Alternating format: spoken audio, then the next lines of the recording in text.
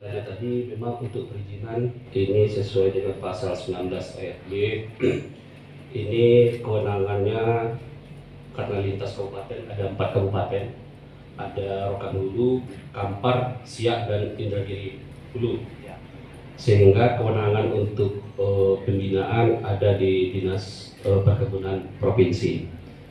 Nah, namun demikian kita di daerah tentu juga harus mengetahui dari data-data maupun perjalanan perusahaan. Jadi mereka tetap aktif menyampaikan laporan LPUP pengembangan usaha perkebunannya setiap 6 bulan sekali pada kita, dan kita juga dilibatkan dalam proses penilaian usaha perkebunan oleh Dinas Perkebunan Provinsi.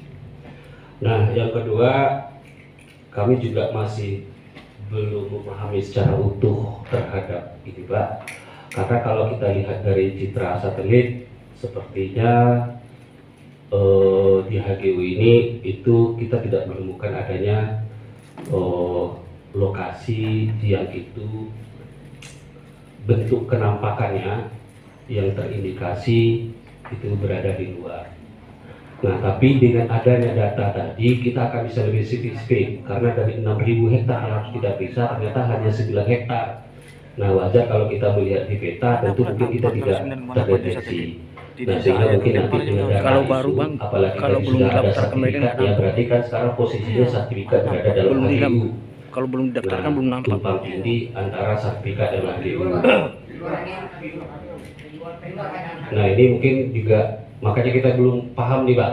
Nah, sebenarnya lokasinya di mana, lokusnya di mana, sehingga kalau lokasinya sudah jelas kita bisa overlaykan nanti dengan izin mereka. Kalau sudah kita overlaykan dengan izin mereka, kita baru bisa memahami dan menyatakan bahwa oh ini di luar izin, ini di dalam izin. Nah, tapi dari segi kenampakan potret udara citra satelit yang kita lihat, ini semuanya masih berada di dalam lokasi, masih berada dalam lokasi. Memang ada yang kita ragukan pada posisi ke arah pinggir sungai. Nah, ini kenampakannya meragukan. Cuma kalau jalur tanamannya beda, tapi seragam.